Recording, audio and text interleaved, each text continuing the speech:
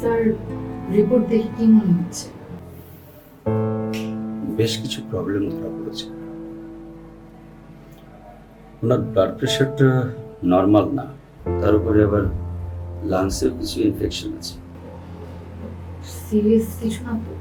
না না, তেমন সিরিয়াস কিছু হয়নি, তবে এখন ওনার দরকার প্রপার মেডিকেল ট্রিটমেন্ট এবং কমপ্লিট বেড রেস্ট।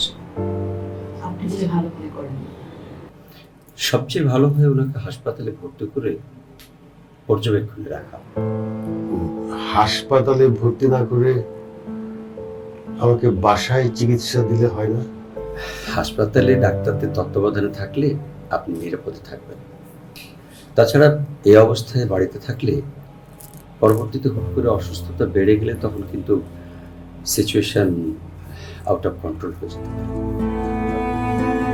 তুমি টেনশন করো না। তুই তো জানিস মা, বিজনেসে লসের পরে ফ্যামিলির আর্থিক অবস্থা তো ভালো না।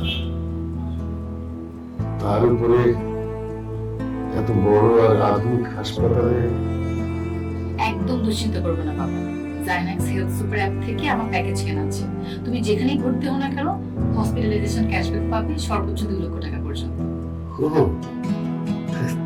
তোর প্যাকেজ কেনা আছে, তাহলে তো দুশ্চিন্তার কোনো কারণই নেই।